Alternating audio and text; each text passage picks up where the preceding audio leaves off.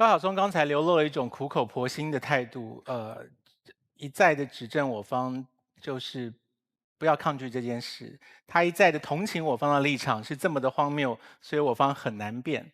这个正是想要影响大家认为，我方在做一个无意义的挣扎，可是我并不是这样想的。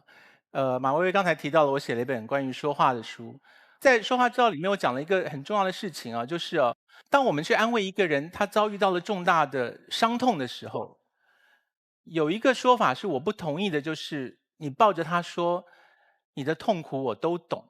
有人丧了配偶，有人想自杀，有人忧郁症的时候，你去安慰他，抱着他说，你的痛苦我都懂的时候，当事人心里面是不同意的，他的心里会有一声呐喊说，你不可能懂我有多痛苦，你不要轻易的认为你懂，你这样安慰不了我。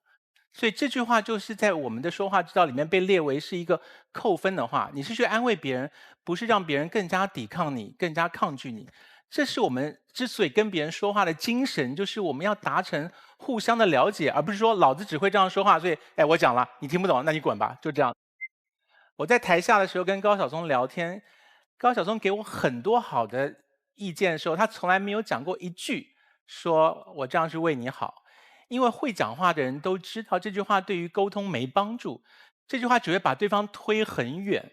还有哪些话是这种话？就是我早就告诉你了，这句话非常讨人厌。甚至我有一次跟范范讲这件事情，范范说还有一个他很讨厌的，不是一句话，是一个字，就是他很受不了别人，他就是他，比方如果别人说你把小孩牵好，结果没牵好摔倒了，他就。那范范就会立刻，他说所有的妈妈都会立刻爆炸，就是我不懂顾小孩吗？小孩摔倒我很高兴吗？你啧个屁呀你！就是，所以不要说是一句话会把人推远，光是一个就会把人给推远了。所以不要认为说我因为想跟你亲近，像薇薇刚刚讲的，我因为口拙，所以我只会。那你啧了，就是把人家给啧跑了。所以我方希望大家不要再用类似的方法来包容自己的不用心说话，却希望对方去接受你的意见。这是我们的想法，谢谢。天姐，听说好多女生都去接男神了。见，没有见过世面。我去。来了吗？来了吗？来了吗？哎，好紧张，来了吗？来了吗？那你过来干嘛来了？我接我的男神，不是你来干什么呀，孙雨月？我来接男神。孙雨月，这个男神是我的，你要是该讲我，天哪！我跟小开头，我的男神来了吗？来了吗？天哪！我的，就这样菜，闹什么闹啊？退下，我来。这男神来了没啊？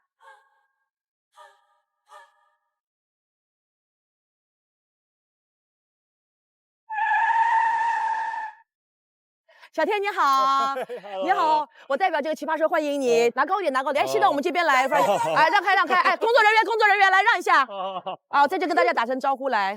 Hello， 大家好，我是小天阮经天。我知道，软好吗？开心来到奇葩说，就这样子是吗？是啊。累不累？不累。不累就好啊。好，行，我们请阮经天先进去，好吧？马上就要录影了，开始了，好吧？这样不开。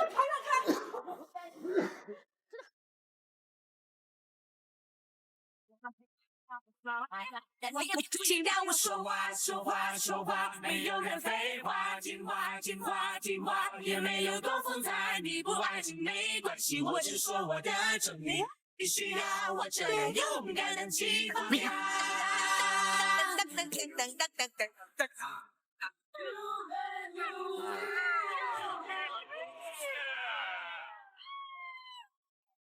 欢迎收看由穿衣用有饭、争取不犯2的时尚购物 APP 有饭冠名播出的《奇葩说》。本节目由早上喝扛1天的国际扛饿大品牌果粒多燕麦牛奶联合赞助播出。本节目选手服装由时尚购物 APP 有饭提供。节目所有未播高清无码花絮以及第4季报名通道只在朝阳公园东七门。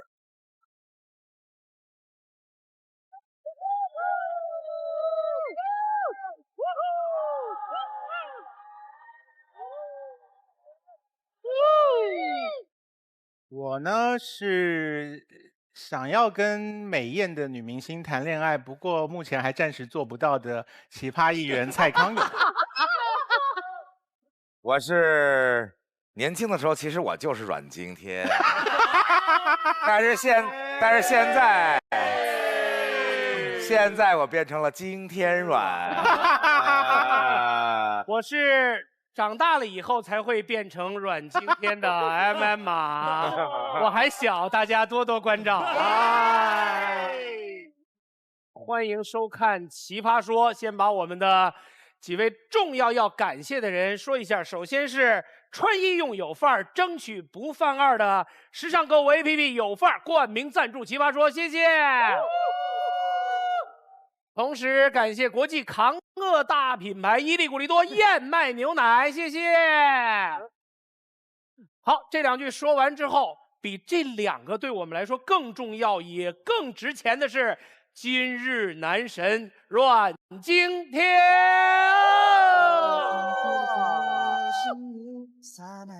因为我们导演组是一个以女性为主的导演组，有好多问题是他们拜托我问你的，就是比如说作为一个这样就是广受关注的颜值男神，就颜值这事儿会是你的负担吗？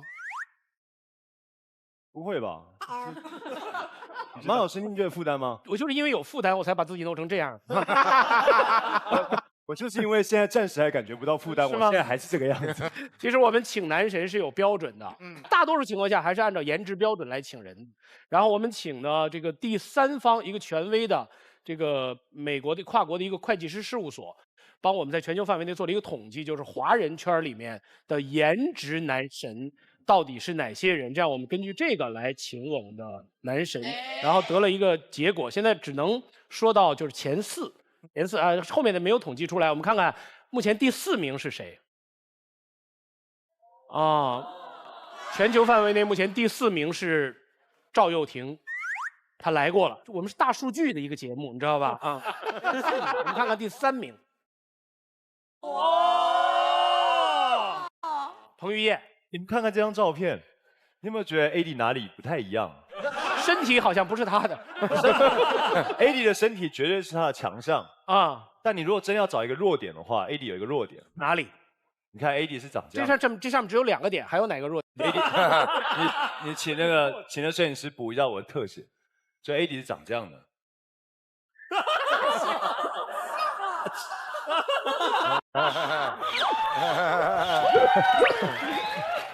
这会播吗？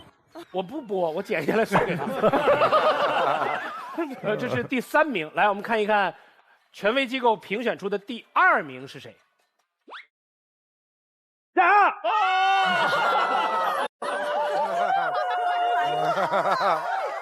？18岁就拿了第2名，这18岁的时候，18岁的时候还小，现在已经70多了，还是这么好的身体。我觉得这张照片啊是我们导演的珍藏。哦，李楠楠，这是深藏在你电脑深处那个不知名的文件夹里的那一张照片吗？屏保吧。因为这张照片已经多年没有出现在江湖上了。对，这是阮经天拍一支内裤的广告的时候。哦，这是我那个第1次上杂志，然后是第1次展示内裤。对，所以当时有灵魂上有挣扎吗？挣扎，因为当天不知道，然后到没有先跟你讲，没有先讲，那时候还是模特儿，然后到了现场，然后编辑就说：“这是你今天的衣服。”我说：“上衣呢？外裤呢？”他说：“没有。”编辑是这样，来，这是你今天的衣服。好，那么国际权威机构调查，在他们4个之上的颜值男神，整个华人圈里面的颜值男神的第1名是谁呢？谁呀？谁呀？谁？好。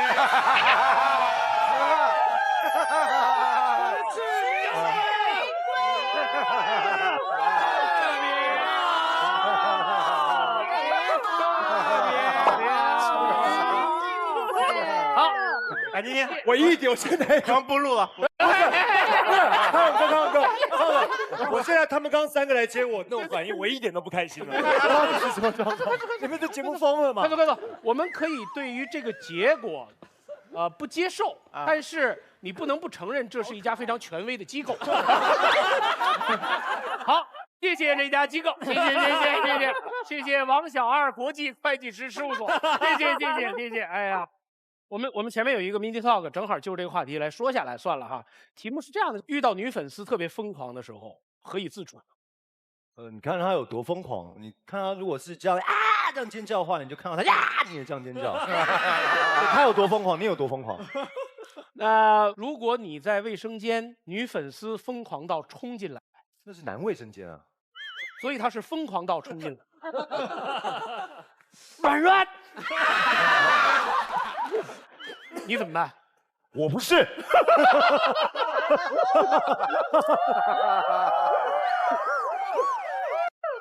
就是真的是你在上卫生间，粉丝过来跟你打招呼，你会如何应对呢？说什么呢？之前有遇过啊，当我们男孩子进来的话就一起聊会儿吧。如果他真的要跟你讲话的话，那你就跟他聊一聊，聊一聊完之后，聊什么话题适合这个长度呢？对呀，就比如说嘿，阮经天，你是阮经天吗？嘿嘿嘿。然后很喜欢你演的电影啊。嘿嘿嘿，那等会儿可以给你拍照吗？嘿嘿，尿完再讲好吗？方勇哥，你遇到这种情况会怎么样呢？完了，就交个朋友吧。不是，你们怎么不问我？要不然我广告怎么说出去？你如果在厕所遇到这事儿呢？我会跟他说，朋友。咱们能不能喝一个雅哈咖啡，好好聊天儿？行了啊，我们终于对得起雅哈咖啡了，谢谢喝了才能愉快聊天的雅哈咖啡，谢谢。我们说明是一个辩论节目啊，是吧？好，是个说谎的节目。然后我给你介绍一下，其实我们已经进入到这个阶段，一场下来以后会有一个人被待定，然后跟下面的人去 PK， 然后每2场会产生一个人淘汰。总之规则你们听不清楚没关系，反正我们会变。来，我们看一看这一场的题目。春眠不觉晓，处处为你好。女儿让你进国企工作，嫁给房和车，这是为你好。小王布置这么多任务是为了锻炼你，这是为你好。兄弟，这姑娘不适合你，放手吧，这是为你好。老婆不让你出去工作是心疼你呀，这是为你好。What？ Everybody 都这么爱我，我果然是祖国的花朵，世界的玛丽苏，差点就信了。这都是扯。你们以为的为我好就是真的为我好吗？只不过是观念不同，强加给我的思想，只不过是以爱之名对我自由的绑架。然而再冷静一想，人家说不定也是发自肺腑。父母的经验，朋友的仗义，老师的教育，被扣上扯的屎盆子确实有点冤。可道理我都懂，为什么一定要我说为你好呢？你们说我这是为你好，到底是不是扯？对面3位他们的组合还是也有综艺的，也有逻辑的，也有感性的嘛。其实我觉得我们3个也是有逻辑的，有感性的，有综艺的，还有个凑数的。对，我觉得他们3个淘汰谁啊？那应该是李挺吧。这一次你有没有什么想法？圆你一个梦，你想当几遍？尊重你。我只要不当1遍都好，因为我没有办法开场会冷掉。你可以有办法暖场吗？你也没有办法，你有办法结辩吗？我们没有办法。好吧，那你不要辩啊。建标其实我反正是无所谓，因为我这一卦反正也不是跟他玩逻辑的，因为他们压根就没有逻辑，所以他们才不怕逻辑。无知者无惧。OK， 感谢喝了就能愉快聊天的雅哈咖啡。废话就像头皮屑，消灭就用海飞丝和快到让你飞起来的 vivo 手机的大力支持。我们从小长到大，其实这个题目我们都遇到过，对不对？经常你旁边会有朋友说，或者家人、长辈、3姑6姨、7婆、2奶奶都会说：“听我的，我是为你好。”急了的时候叫“他是为你好”。啊，每个人都听过这句话，但是这句话本身是不是扯？正方认为是扯吗？扯。反方认为扯吗？不扯。好，由你们双方来扯一扯。你扯不扯？我觉得挺扯的。哦，好了，赢了。下一个，我们现场100位观众，红蓝键，红键扯，蓝键不扯，请表态。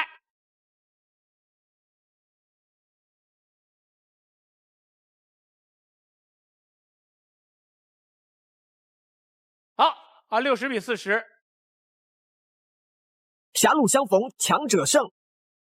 第3赛段共计10场比赛，每场双方各派3名奇葩出战，进行3回合1v1较量。每回合以上一回合截止票数为起始票，胜负由跑票数决定，胜者有奖。整场比赛结束，总跑票数最多的一方获胜，胜方有大奖。败方将有1名奇葩被待定。2场比赛后，2名待定的奇葩中将有1人被观众投票退下，做永远的2排议员。10场比赛中，导师握有1张免死金牌，可以在必要时救回1名队员。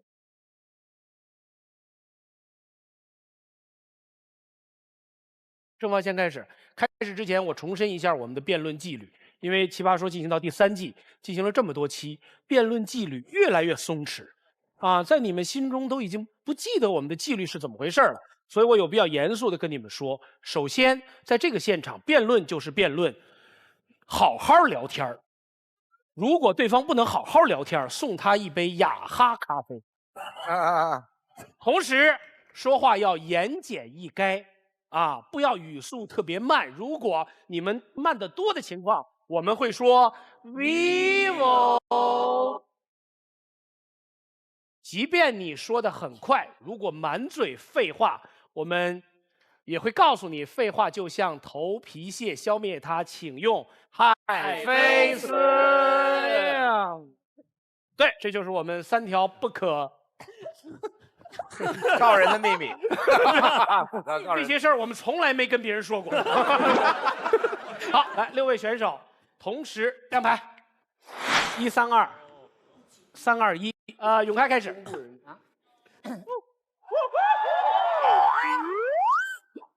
首先，今天我们这一方呢是承认一件事情的，就是如果我们讲话的对象呢是一个小孩子的话，因为他还不懂事，会玩火，会玩水，很危险，所以为了避免他英年早逝呢，你阻止他去做一些事情，然后说一句"我这是为你好哦"，这是合理的。可问题就在于，我们辩题要讨论的肯定不是小朋友嘛，毕竟在座各位都是成年人，虽然你们看起来都很年轻。所以这时候我方的观点是什么呢？我方的观点就是，随着人的年纪越增长，"我是为你好"这句话就显得越扯谈。为什么？首先，"我是为你好"这句话背后其实隐藏着几个暗示。第一重暗示，它暗示着哪怕你是一个有判断能力的成年人，可是问题是你是不知道怎样选对你而言是比较好的。可是我知道，换句话说，当我说我是为你好的时候呢，我的潜台词就是"亲爱的，我比你还要了解你自己"。古语有云："子非鱼，焉知鱼之乐？子非鱼，焉知鱼之乐也？"就是说，在圣贤眼中，我们人甚至没有办法了解一条鱼到底快乐还是不快乐。可是当你说出"我是为你好"这句话的时候，你既然自认为你自己有办法了解我这个人到底人生道路应该怎么走会比较好一点，你们说这难道不是扯吗？扯！我是为你好。第二重扯是什么扯？就在于它暗示了我有权利去决定你的人生。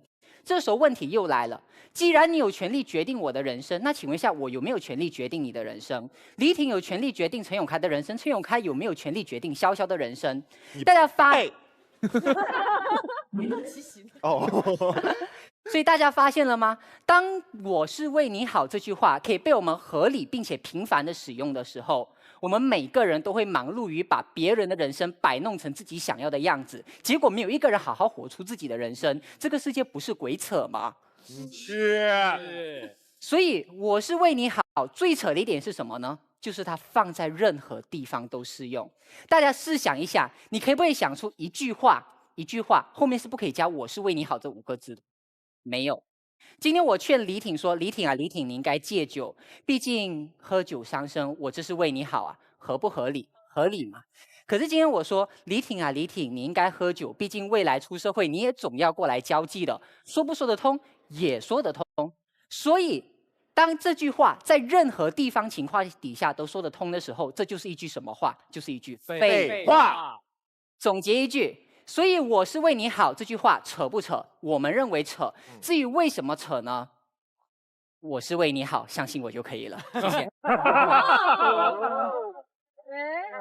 报告永开老师，我想到一句，就是不太适合加这句话，就是真的，你去死吧，我是为你好。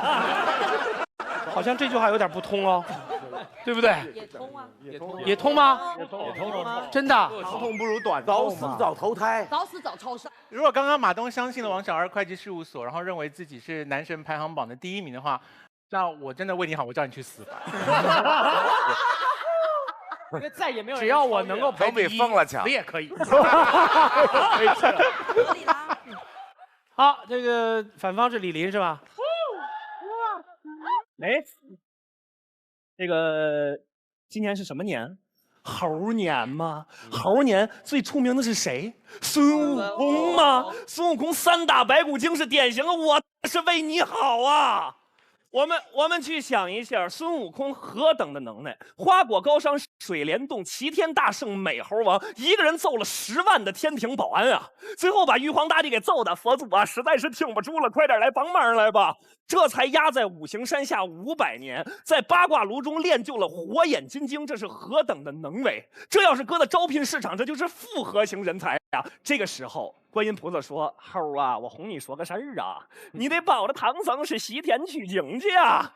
那一日，行至在山中，大雾弥漫，唐僧腹内饥饿，说：“猴啊，商量个事儿呗，叫个外卖呗。”就这个时候，突然在山中出现了一个妙龄少女，长得那叫漂亮啊！挎着个小竹篮过来跟唐僧说：“师傅，饿了吧？想吃什么呀？”孙悟空一看，这师傅过来，师傅这是妖精美女，妖精美女，妖精美女，管不了，嘡啷一棍子就打死了。打死之后幻化成白骨啊，把唐僧给气的，妈呀，杀人了！这什么玩意儿啊？这是，你个泼猴啊！我分明看见是美女，你告诉我是白骨啊！我你紧箍咒，我念死你！孙悟空一听这话，妈呀，师傅，我听不了这个，我死了吧！嘡啷就死过去了。电视机前的大妈都哭出声来了呀！哟，这猴忒惨了呀！你冤枉他干嘛呀，唐僧啊？这个故事看到这儿，大家会说，为什么大妈会生气呀？因为大妈跟悟空一样嘛，有火眼金睛嘛，她看到了真相嘛。我们往往在功利、定力、阅历都不够的时候，不会相信其他人说的话。为什么？老子天下第一呀！我看到的都是对的呀！我不信你说的话，你就是扯呀。第二，我们再来想想孙悟空，孙悟空不难过吗？如果他不保着你西天取经，他本是一代猴王，逍遥自在啊！但他为什么要一步一步陪你走到西天大雷音寺？为什么他给你提意见，明知道你要念紧箍咒他会头疼，他还要念？很简单呀，因为他有一份责任，他有一份爱，他有菩萨给他的使命，他有一颗赤子之心。所以诸位，麻烦以后我们稍微想一想，真的有人说我是为你好的时候，到底是人家扯，还是我们诸位肉眼凡胎，功力不够？谢谢各位。他能说服你吗？我觉得正方这边，我觉得比较有道理。对，对他赢了，为什么呢？因为坦白说，为什么？我是为你好嘛。对啊。但是我是为你好，代表我曾经走过，也许是我曾经见过嘛。但是你不是我啊，我自己没走过，我不知道这当中的利益，这当中的害处在哪里。你讲了100遍、10000遍、1000遍，我是为你好，这是屁。我问你，能哎，小阮经天，我问你，能不讲吗？他是不是你的朋友？那以后就是说，在讲的时候，再看你出错，就对阮经天挺好的，这身材本的，去吧。我告诉你，我刚刚说两边都有正确的地方，代表他能讲，他必须讲，而我也必须照着自己的话去做一次，做一次完了以后，也许在我受伤害，也许在我冷，也许在我受委屈的时候，在家里我会想想你跟我说的，我是为你好啊。也许在那个时候我会有领悟，可是在那之前，我得自己试一试，不然干嘛为人 ？OK， 好，谢谢正方2辩。那就你齐膝是吧？对啊。啊，你请。林啊，李林，你说今天孙悟空3打白骨精是为了唐三藏好，对不对？对。那唐三藏阻止孙悟空打白骨精，是不是也可以为他好了？你看，这就是我要说的，绝对是为他好。听我说完，你记住，唐僧以佛之心看的是心相，孙悟空用火眼金睛看的是真相。但心相和真相都是为彼此好，但绝不是扯。对对对。太棒。所以重点是，到底我为不为你好？重点是我应该要讲出那个理由，还是要讲我是为你好这句话呢？当然，又要讲理由，又要为你好啊。所以这个时候问题就来了，当你讲出我是为你好，有一句很大的问题就在于我没有拒绝的空间，你懂我意思吗？因为如果我拒绝你的话，代表说我自作孽不可活，我是一个贱人，你就错了。所以我是为你好这句话扯就扯在哪里呢？当你说出我是为你好这句话的时候，基本上两个人不存在着任何讨论空间，因为我做出你所不允许的选择，我就是自作孽不可活，你根本不尊重我的意见。为什么呢？为什么我不尊重你的选择呢？我只是给你个意见，听不听在你嘛，我没刀架伯相。如果听，我没有逼你啊，我没有逼你。对啊。最后一个问题，今天孙悟空可以为了唐僧好打掉白骨精，你觉得合理？那请问一下，今天祝英台的妈妈为了祝英台好，结果拆散她跟梁山伯跟祝英台，因为为了避免他们变成蝴蝶，请问一下，这又合不合理？哎呀，我跟你说，所以重点是在于理由，还是我是为你好这句话？哎，这不是拆不拆散的问题，我觉得。所以总结一句，当一句话在好理由跟坏理由的情况下都可以说的时候，这句话就是一句废话瞎扯。谢谢。好，两位妖精且息雷霆之怒啊！我们来看一看他们两位的结果，目前是反方李林多获得7票，8票。好，那么在他们两个 PK 当中，李林获胜。我们进入第2轮，第2轮正方是谁？李挺。一般来说，我们说我都是为你好，其实都是希望劝别人做一件他们本来不愿意做的事情，劝别人做一件他们本来不愿意做的改变。可如果你这句话根本就没有发挥劝别人的作用，那这句话是不是扯淡？我每天有很多人跟我说，李挺，你赶紧减肥吧，你看你的死样子，我是为你好。可是我这个地方经常感到很困惑的是，我不觉得胖不好呀，我觉得胖挺好的呀，我很乐意呀。我相信你，我也相信你，我支持你。我不相信，我支持你。我人生的目标就是吃好吃的东西，胖而短暂的活着。我吃了这么多好吃的东西，把自己变胖了，你竟然要我瘦，你不是作孽吗？你知道世上有多少女生其实就喜欢我这款的，虽然我也不知道她们瞎了什么眼，但是还是有人喜欢我的呀。我胖在我身上，你跟我所说的那个伤害，我都不觉得是个伤害，你替我急什么呀？不是很奇怪的一件事情吗？来，我们跟大家说，谁来？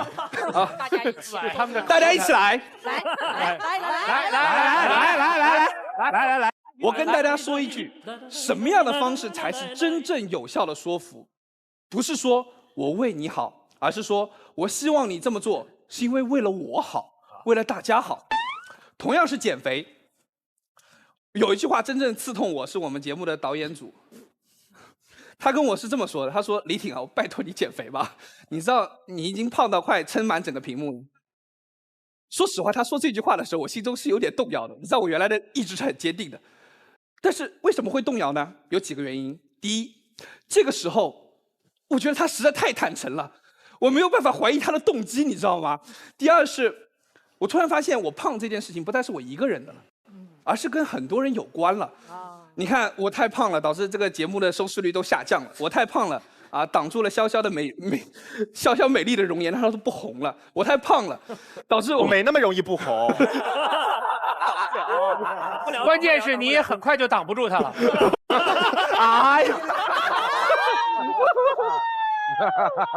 当我发现我做的事情会给别人产生困扰的时候，我没有办法再说我自己不在意，我不在乎，因为每一个人所受到的伤害，每一个别人所受到的影响，其实都在我心中加了一点点砝码，都在我心中增加了一点压力，而我因为这个压力开始思考了，而这就是说服的开始。真正的说服人是把你的诉求说出来，撕掉虚伪的假面，好好说话。谢谢。好。建彪，好，来，我实在不太明白，为什么当有人跟对方说我是为你好的时候，你心中会有这么大的阴影？要么就是他企图在摆弄我，要么就是你企图在欺骗我。你的人生到底是有多苦难啊？我们完全不明白，为什么有人在跟你说我是为你好的时候，就是企图在摆弄你？他可不可能？他可不可能？只是他想让你更清楚他的动机，想要表达他自己的那份善意。我真的是在为你好。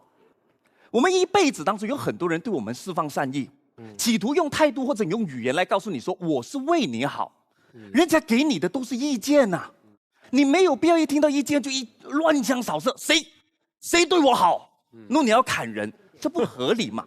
有3种人会有这个问题。第一种人，有童年阴影的人，一定是有一些人不知道什么情况下对你造成了莫大的伤害，这一点我们一定要对他们保持同情的态度。还有第2种人，你心中满满的阴谋论，看谁都可能是鬼，你变成你根本不敢去相信任何人，所以都扯。还有第3种人，也是最常见的，就是你自己没定见的人。你自己不懂自己要什么人，以至于所有的意见你都听不进去。像刚才黎婷所说的，每一个给你的建议都是在绑架我，在我心中加了那么一点砝码。老实说，你有定见，你怕什么听建议呢？像我，老实说，过年回家我也和很多单身男女一样。我跟你说，这句话我是为你好，时常在几时听到。过年嘛，对吧？拜年的时候，哎呀，怎么还不找一个呢？我是为你好啊。而我现在发展到什么势头？我发展到势头，我身边的朋友都在玩这一句话。今天脱单了吗？建彪今天脱单了吗？并没有。更严重的是，现在我的微博粉丝团里头，因为微微之中几个带头，天天都在玩这一句话。但是对我来说，我有定见了，我已经打定主意说，现阶段我还想单身。所有的建言提过来，我不是当建议跟你聊嘛？可能直中跟我说：“哎，建彪啊，为什么不找一个呢？你看葛丽多好。”这还能给？他很可能只是说：“哎，见面和我要找一个话题嘛，对，想聊一聊而已嘛。”他在释放善意嘛？对嘛？你自己有定见的话，你不是好好跟他聊？哎呀，是啊，葛丽挺好，不过我不要。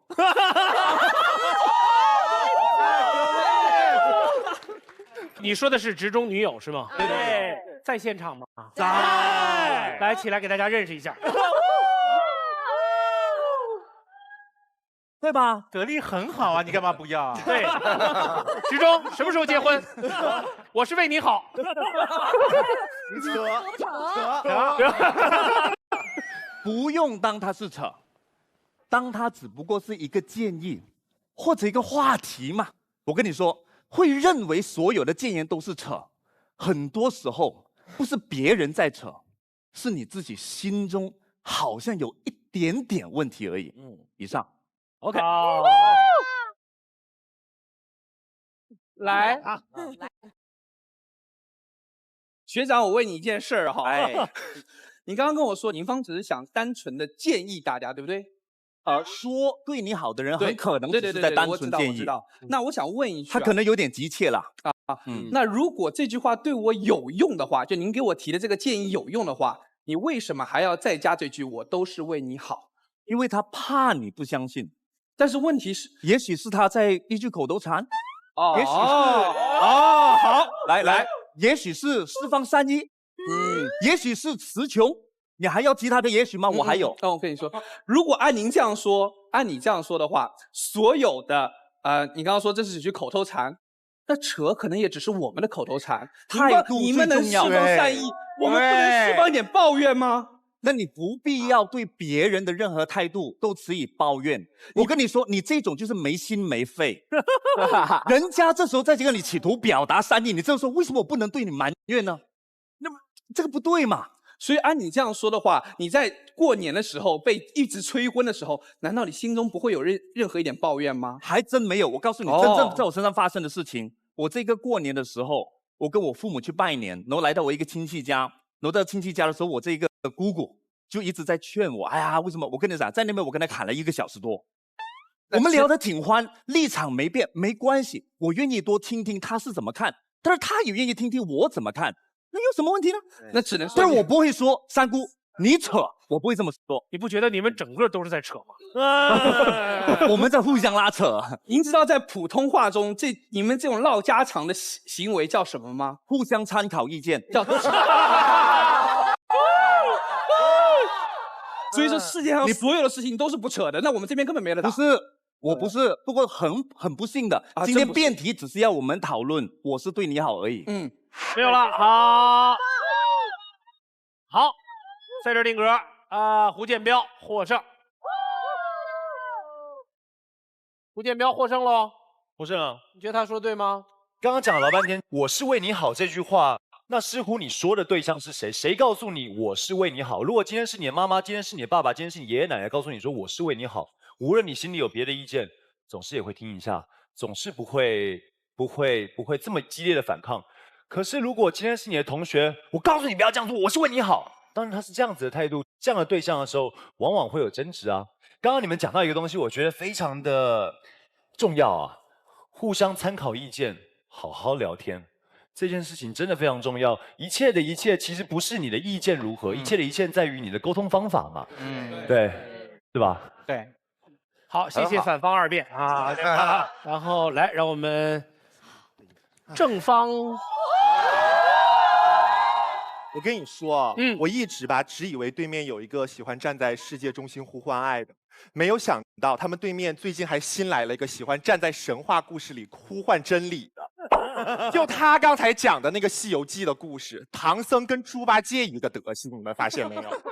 第二，再说到建彪的问题，建彪该说什么？不要觉得每个人对你说，这个我是为你好，你们就觉得是扯。我们没有觉得这句话包含着什么样的恶意。为什么我们觉得这句话很扯呢？是因为我们又不是讲道理的人。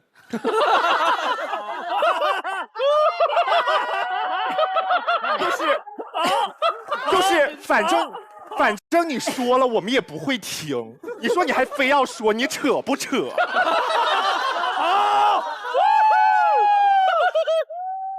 刚才建彪说呀，说你们总是这么武断的拒绝别人的善意，这样的人肯定是有童年阴影的。有童年阴影的人要来跟大家讲故事了。我从小就生活在爱的海洋里，有太多人每天说着“孩子，我是为你好”，帮我做着各种各样的决定。不管大家信不信，在我的学生时代，我大部分时间真的是品学兼优。真的，你不要闹。真的。我那个时候，我真的就是所有人都夸我妈说你生了个好儿子，老师到处跟人说我是一棵好苗子。但是你们知不知道，像我这样的学生，在学生时代讨老师喜欢的，一定是讨同学讨厌的。大家感觉好像我身上有一个光环，但是我要告诉大家是，很多时候光环照射不到的地方，那都是镣铐。所以当我上高中的时候，我发现我真的太不快乐了。我不想再吸收父母们给我的意见，我不想再做父母和老师心目中的乖宝宝。上了高中，我要做一个无忧无虑的小娘炮，并且把这样的风格延续至今。所以刚才建彪欧巴说，你们不要觉得别人居心叵测。当然，我承认，我的父母、我的老师。他们是为我好，他们看的也比我多，但是大家有没有想过，可能我不想按照他们的方式活得好，我想按照我自己的方式活得坏一点。所有的老师和父母都觉得我好像上了高中之后的人生开始堕落了，但是只有我自己知道，我是真正开始快乐了。你们希望我做一个 good boy， 但我只想让自己当一个 bad girl。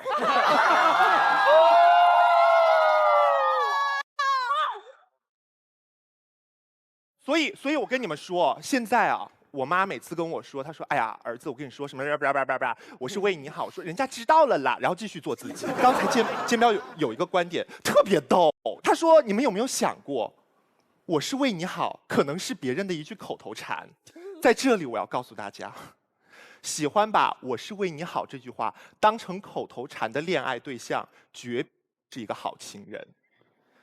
哎，我今天给大家太多了，我现在要讲我前任的故事。我跟你说，这句话就是我前任的口头禅。我承认我身上有很多的毛病，但是我不想改。我以为他就爱我的坏，他觉得我喝酒，他说你不要喝那么多酒，喝醉了对身体不好。那我就奇怪了，不喝醉我喝它干嘛？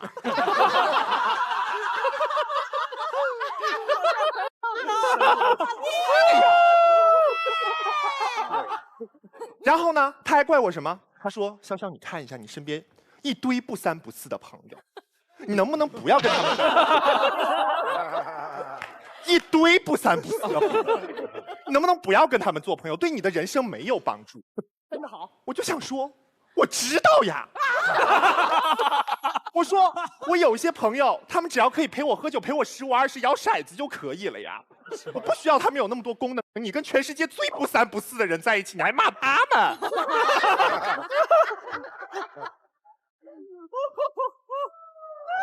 以后别他找我喝酒。而且我要告诉大家是，你们想一下，如果你的每个朋友都跟马薇薇一样聪明绝顶，你不会觉得自己是个傻逼吗？所以刚刚大家听我的这些小故事，是不是觉得我特别不懂事儿，特别无理取闹？我真的是。但是我要告诉大家一个什么样的道理？为什么我觉得为你好很扯呢？那就是因为，为什么呢？我忘词儿了，不好意思。词儿呢？我的词儿呢？我的词儿不是这张，还有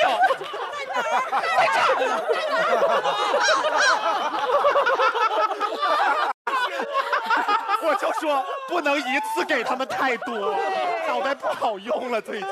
你别嘚瑟，你赶紧说。我早就说让你写在纸上吧，就是为你好。对，哎，你们知道吗？就是因为当你真心想要做一件事情的时候，当别人用为你好这样的理由来说服你的时候，你自己内心会找100个理由来说服自己，我这么做才是对的，所以你根本听不进去。还有一个什么样的原因？就是他说我是为你好，这句话让我很不舒服，就是我会觉得，凭什么你觉得我是个傻，自己特别牛呢？它很容易造成一种居高临下的感觉，你们懂吗？而且在这里，我再告诉大家啊，一个喜欢把我是为你好当成口头禅的人，他的自恋、自大、自以为是，一定会逼他在你出问题的时候说这么一句话。你看吧，我当初说什么来着？我告诉大家，这是一个组合，你们知道吗？套餐。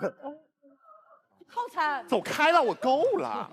好了，现在我要开始上价值了，让我平复一下心情，不嬉闹，我们不要嬉闹。还没结。对，今天有点长，没关系。你敢敲我？我不。好，我告诉大家，我们就算没有非常高的文化水平，但是基本的9年义务教育我们还是接受过的，基本的善恶我们还是可以分辨的。对。所以今天为什么我觉得我是为你好这句话很扯，只是因为在我心里最无私的感情，并不是你嘴上说着为我好，然后用你的方式一直给我爱，而是哪怕我做了一个错误的决定，我万劫不复，我回过头，你们依然都在。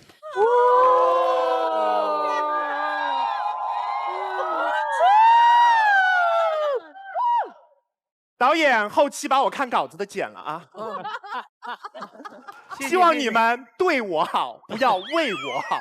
漂亮，香香，很棒。最后一件事，劳驾，你帮我捡一下掉在地上的那一瓶国际抗饿大品牌古力多燕麦牛奶。谢谢您，请坐。思达出现了。其实我觉得我可以用一句话来解释潇潇所有逻辑错误。潇潇只是在告诉我们，我明知道那些意见可能是正确的，但是我更愿意做一个有趣的人。这件意思是什么呢？这就是我明知道你不是扯，但是我自己想扯一把，懂了吗？我就明白了。漂亮。其实这道辩题，我觉得最吊诡的地方在于，对方经常会把它和做自己联系起来。其实我觉得这道辩题和做自己毛关系都没有。因为如果有关系的话，我不可能站在这边，因为我觉得基本我是这场上最能做自己的一个。为什么？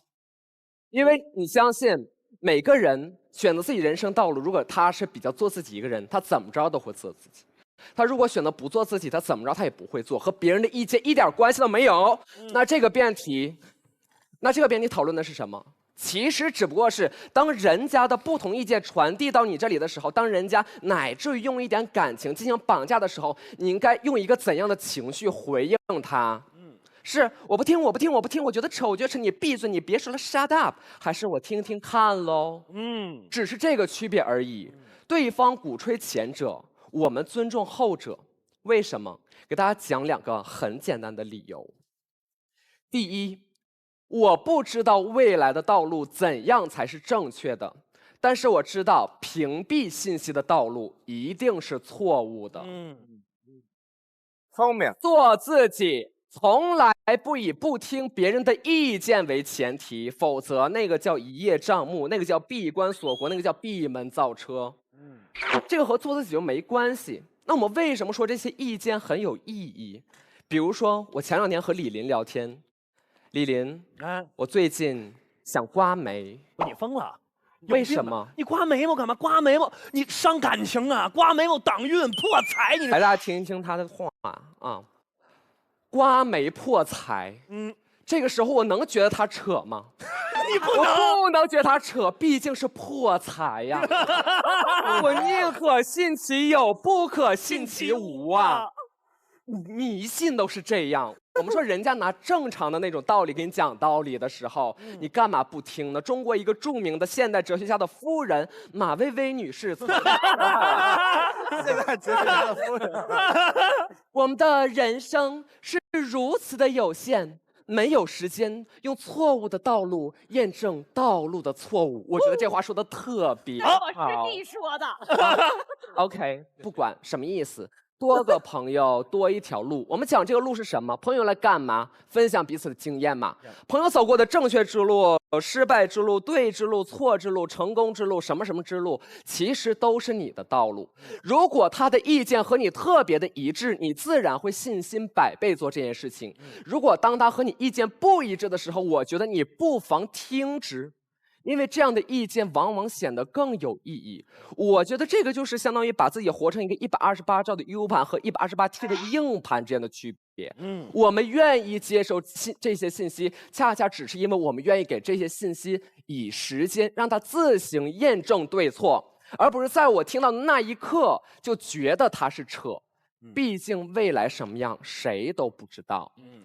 换句话说，今天我们用最大的恶意去揣测对方，就像潇潇所说的，就一个傻逼来给你指挥意见，到头来他还说我当初说什么来着？拜托，你曾经认为他说话是扯，现在反而被一个傻嘲笑，我觉得这样太亏了，所以我为此赋了一首精致的小诗。走着，人生。错了。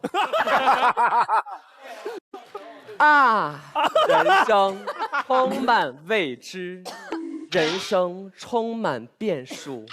我愿洗耳聆听，不能自断后路。第2点，我要讲第2点，这点特别的高级，我自己满意了可久了。第2点讲的是什么呢？其实发生这个矛盾的时候，已经说明我们的观点不一致了，对不对？你不要以为人家会突然说出一句我这是为你好，你之前一定对他的意见表示出鄙夷，他没有办法了，他才讲这么一句我这是为你好，因为他想不出其他的方法告诉你怎么回事儿。这说明已经产生矛盾了。我们选择不认为他是扯，恰恰是我们不想再继续这样无意义的矛盾。我们不想和那些灌输我们观点的固执的人一样固执，以至于到最后我们成为了和他们一样的人。我这个人真的很奇怪，我非常不主流，我非常非主流。我的大爷是干嘛的？我的大爷是在机关单位工作的，所以当我过年他给我上思想政治课的时候，一定会说，思达，我觉得你不应该太逆主流，这样会对你不好。我觉得你应该顺应这个时代。如果是原来的我，如此做自己的我说你别讲了，你别说了，跟我没关系，我不听，你懂什么搂？这句话可能会憋在心里，但是我一定会以他是扯的态度对待他。现在不会了，我会跟他讲，其实大爷，我觉得你说的非常有道理。我认为我恰恰不是一个时代的挑战者，而我恰恰是现在这个时代的产物，也仅此而已。这么一讲，他就明白了，也无所谓。我们再因为你到底是不是时代的这个针对者，而再进行任何的矛盾。我觉得矛盾就是这样被缓解下来的。所以啊，该结束了。我们想不想真正的做一把自己呢？想。我们应不应该聆听对方的话语？应该。我们能不能贸然认为对方是扯呢？不能。谢谢大家。好，琪琪。思达是这样，今天我们的辩题不是说我们要不要听取别人的建议，这是他刚才一直给大家设的一个魔障。他说我们一叶障目，我们不吸收各种的建议，不是，我们是需要你好好说话。举个最简单的例子，大家觉得马薇薇和艾丽谁更容易说服人？是马薇薇那种直截了当，她不是抱着我是为你好耶，但是艾丽随时都告诉大家我是在为你好。哪种方式你更能接受？我们聆听意见，但是我们要选择一个让我们更加幸福的方式。这是我方观点，我们从来没有一叶障目啊。所以你认为扯的判断标准是他方式好坏喽？一个爸爸也许他对自己的孩子成天没有更多的话讲，对这个话当得很扯。你听我说，方式的好坏永远不能论证是否对错。你不觉得有的时候人的话术是非常重要的吗？今天在我们奇葩说的舞台上，大家都是会说话的人，除了艾丽。我不是这个意思啊，不是这个意思。我还想心里失望，咋回事？除了艾丽，偶尔陈明儿也有这毛病。有谁会在陈述观点的时候一直向观众反复申述我是为你好耶？潇潇，我们是指贬利弊，告诉你这件事情的问题在哪里，让你自己选择。他说要宽容，我们才更加宽容。潇潇，你知道吗？我们爸爸妈妈为什么经常会跟我们这样讲？是因为他们其实说不过我。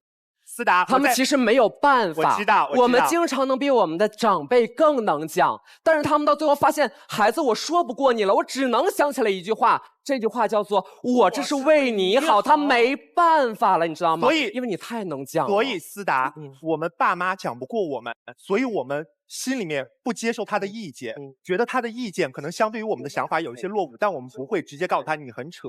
我们今天讨论的绝对不是我们要不要吸收别人的意见，而是我们要怎么说话。这是一堂教你说话的公开课，谢谢大家。哇，两个人如此融洽的纠缠在了一起啊，水乳交融，水乳交融，非常好，非常好。来，我们来看一看，你们拿准主意啊！100个观众，红蓝键，3、2、1，正方多4票，潇潇获胜。好，这只是1对1的 PK 哈，然后我们后排只有2个发言机会，然后我们就全场总结。所以正方会谁出来说？浩熙啊，那我就顺着思达的观点往下说好了。一个词叫做理解，可是互相理解是否能代表对方的观点就不是扯的，不代表吧？长辈告诉我说，男孩子一定要阳刚，女孩子一定要26岁嫁出去。我理解他这个观点，但不代表说他这个观点就不是扯。我们互相理解，我们互相包容，不代表说它不是一件很扯的事情。所以刚才那个思达说，我们一旦认为对方是扯，我们就完全失去沟通机会，是不成立的。所以反过来说，我方认为今天这件事情是扯，就是因为我们站在一个不同的角度、不同的时代背景下，在互相审视对方。我发现你的那一套在我的身上不再适用了，这个不适用就是扯的理由，因为你没有办法指导我，哪怕我很理解你，但是你没有办法左右我的人生，这是扯的理由，叫做无作用。谢谢。好，华西来，马薇薇。说真的，今天你们4个人费了半天劲，一共说了2观点。第一个观点是什么呢？你影响我做自己了。啊，就是你随便说一句话，随便给我一点信息，咔，我三观碎了。你啪发一个微博，我啪三观又合了，啪我粉转黑了，啪我黑转粉了。我每一次看我自己微博的时候，我都很闹心。我说你们的三观为什么那么脆弱？如果你的三观只是一个水晶杯，只要接受了外界信息，你马上就会改变自己的话，那拜托你搞个保险性，好好把你和你自己的三观收在里面，不要接触我们人类世界，好吗？所以问题问题并没有出在别人给你的提的意见好坏或他动机好坏上，而是你自己心里没主见。这个说完了。第二个，有没有可能对方说的超级没道理，就不管他对错，你听着他话，你心里就嗡的一声。这是我经常听我方陈明和艾丽发言的时候心里的感觉。多少次我都想奇袭队友。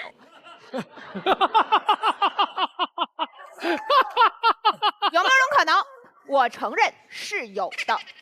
但是，就算这种完全让你听不进去、只会浪费你时间的交流，也不是扯。因为今天我们讲扯不扯，其实是在讲有用没用，它不会是一次废话。为什么？因为这个世界上有笨嘴拙舌的人，有，就是我呀，天天嘴瓢，有笨嘴拙舌的人。哎呦我天，牙长太大，然后。也有不会跟人交流的人，有内向的人，有害羞的人。他其实不是想真的给你什么建议，他想跟你拉近感情，你知道吗？但怎么拉近感情？我们来自不同的世界。甜甜潇潇，你记不记得咱们刚认识的时候，咱们是没有共同语言的？你们咔咔聊买包，然后你们问我平时跟朋友聊啥，我说聊辩题。好，所以这个时候。我们怎么样走进对方？你会给我提各种各样的服装建议，基本上我都听不进去。你们会带我强行去美容，其实效果还不如直接带我去韩国整容。我整天劝你俩多看点书，你们生怕我害你们打麻将会输。可是，在这一次又一次我们拒绝了对方信息的时候，在我们一次一次看似无意义的深夜聊天的时候，我们两个的心贴近了，对不对？我没有改变你，你没有改变我，我还是那个不太会买包的我，你也是那个打麻将容易输的男孩子。可是，我们两个的距离在接近。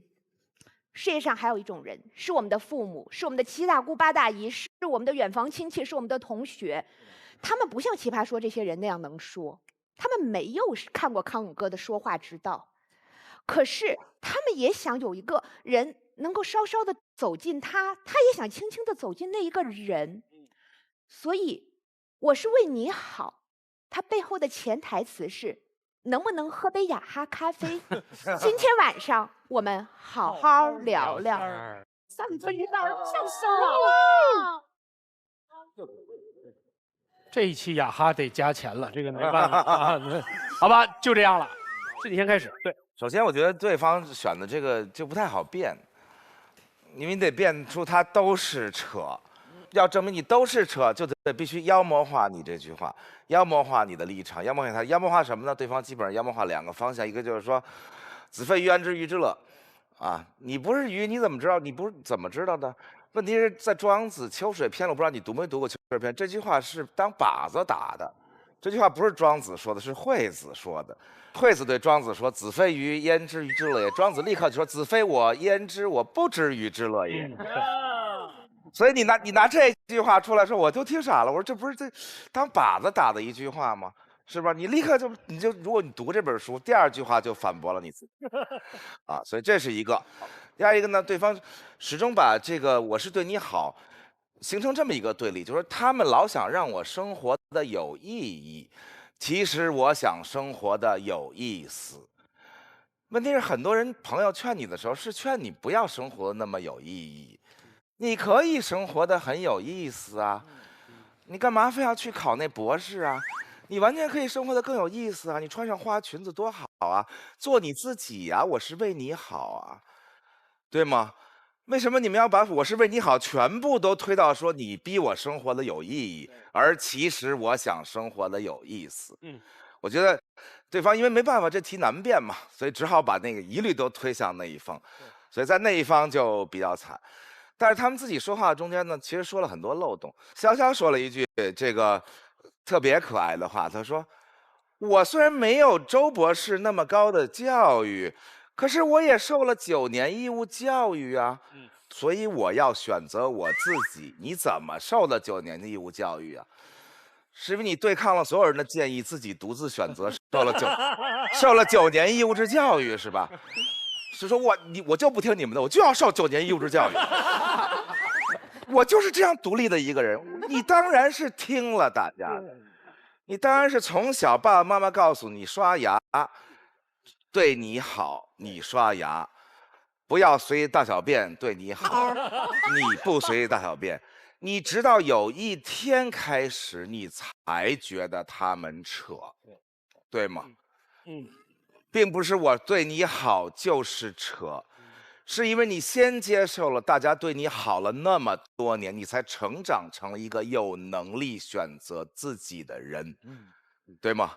对啊，只有2种人可以说你们全是扯，一种人就是完美无缺的人。哎，不带这样的对，好好说话。其实我心里想的是佛本人哦，因为佛经常说我这是对你好，我这是为你好，上帝也经常说我这是为你好，啊，只有佛本人可以说我不用听你说，因为我已经全想明白了。还有一种人，你说什么也没用，那种人可以不听任何人说我是为你好，但是绝大多数人都是介于佛和魔之间的。绝大多数人没有像佛那样通透，但是也绝大多数人，甚至是全部的人，甚至是全部的人，既没有像佛那样通透，但是也没有像魔那样。那我不带这样的啊，魔的时候就这样，魔的时候改这样，像魔这样。所以对绝大多数人来说，或多或少，也许有人3岁顿悟，有人6岁砸缸，但是或多或少是听了别人的，对你好，成长起来的。所以那不是扯。谢谢。方勇哥，高晓松刚才流露了一种苦口婆心的态度，一再的指正我方就是不要抗拒这件事，他一再的同情我方的立场是这么的荒谬，所以我方很难辩。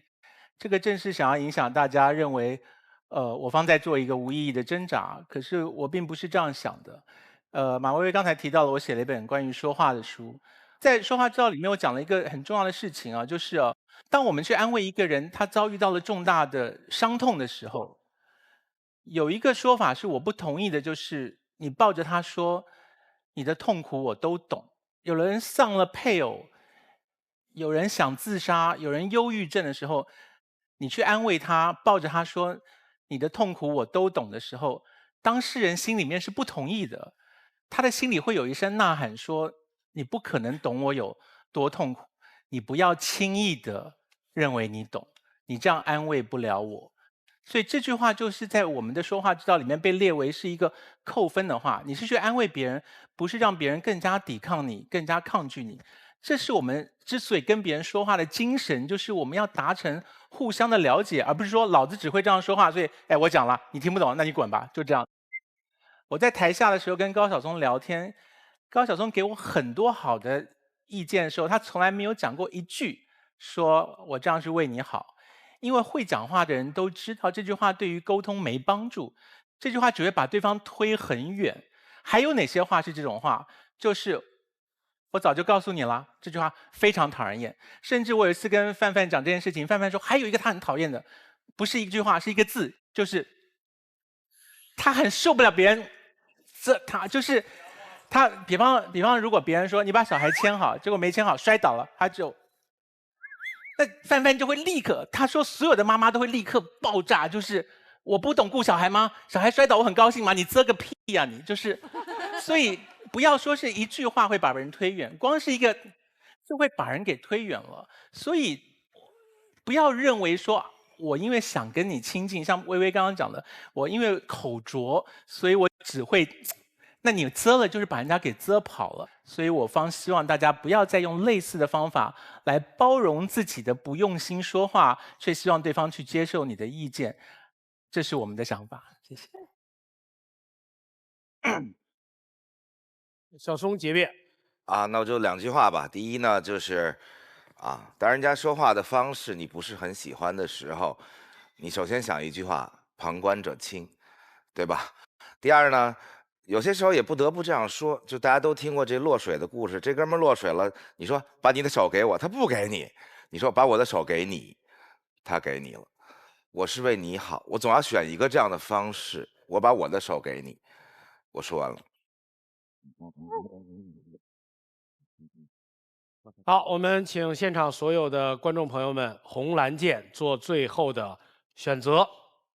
同时感谢我们3个赞助方：喝了才能愉快聊天的雅哈咖啡、快到让你飞起来的 vivo 手机，以及消灭废话的海飞丝。好，谢谢3位赞助商。关注朝阳公园东七门，独家花絮、幕后新鲜八卦只在这里。下载有看有聊的爱奇艺 APP， 解放你的奇葩天性吧！登录手机百度搜索百度贴吧奇葩说官方吧，洋洋洒洒任你喷。微博参与奇葩说话题讨论，选出你爱的辩手去大冒险。结果公布之前，你有改变主意的冲动吗？其实听完刚刚以上所有的辩论之后啊，我不知道大家感觉是什么样，但是我的感觉是，其实2方的意见正在逐渐的融合。我爸小时候一直告诉我说：“小天啊，读书，除了读书以外，你没有别的应该做的事情。”我小时候非常的叛逆，我永远不在乎我爸说的话。在我曾经游泳幸福的时候，曾经有人跟我说：“小心别玩火，幸福是纸做的。”我也没听过。一直到当我有一度失去了幸福以后，我明白了，幸福真的是纸做的。现在晚了吗？不晚。可是我当初听了吗？我没听。那我现在有个弟弟，我弟弟差我12岁。从小我爸对我非常的凶悍严厉，但是现在面对我弟的时候，我会想要跟他说：“阮经明，我不是要你读书，我是想要你告诉你以后到底想做什么。如果我弟以我当偶像，他想要做这个行业，我说如果你想要跟我一样做这个行业的话，我可以建议你，你可以比别人早一点点开始准备，你可以比别人早一点点开始发生兴趣。我这样做其实不是为你好，我这样做只是想要增加你多一点的几率而已。”对我来讲，怎么样对他说那句话，怎么样去体贴别人很重要。那最后再讲到一个重点，就是无论你是说我是为你好的人，还是你是听我是为你好的人，其实重点在于善良啊。你做一个善良的人，然后去为别人好，但是千万记得一件事情，就不要浪费时间，不要浪费力气去证明你的善良。干嘛呢？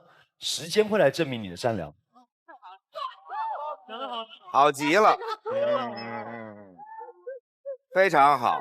你知道，在所有的辩论里面，只有一方是永远都不会输的，就是坐在中间的那一方。对吧？就是对立双方永远都会有输赢。我明白。就咱俩这个位置，大家都投完票了，可以说一些不负责任的话的总结的时候，永远是占便宜的。特喜欢你今天占了这个便宜，我也占2句，好不好？其实这个话题，就像小松说的，其实胜负面都蛮清晰的。但是为什么奇葩说还会把这个话题提溜出来，真的当成一个对立双方去做辩论？因为生活当中我们会遇到，就他们全都说过了的2种，我是为你好。第一种是无力的，就是我已经劝不了你了，然后我就说，哎，真的我就是为你好，不管来自父母亲戚还是同学朋友，我就是为你好。这句话听到的时候，理解这句话背后的善良，它是因无力这种善良才浮现出来。第2种情况就是我是为你好，这是值得警惕的一句话。任何绝对的告诉你我是为你好且不容辩驳，都是值得警惕的。而对于我们今天所有人来说，后面这个警惕往往比善良还重要。非常好，非常好。我们来看看最后结果怎么样。反方获胜。哦，承让，对。所以刚才一共有3个个人获奖，分别是李林1万元，建彪1万，还有潇潇1万元。由伊利古利多燕麦牛奶提供的国际抗饿基金10万元送给反方7万元啊，还剩7万，1万减3万。正方惜败，所以3个人当中将有1个人进入待定。永开起立，所有人支持永开点赞，3、2、1，开始。支持永开点红键，3、2、1，86票，请坐。好，第2位李挺，支持李挺，请按红键，3、2、1，41票。来，潇潇，支持潇潇，请按红键，3、2、1，87票。好，那就李挺进入待定。播报2场之后，我们来看一看谁会成为后排议员。谢谢大家，谢谢。同时，谢谢我们赞助商穿衣用有范儿，争取不犯二的时尚购物 APP 有范儿。谢谢冠名赞助奇葩说，谢谢古力多燕麦牛奶，下期节目再见。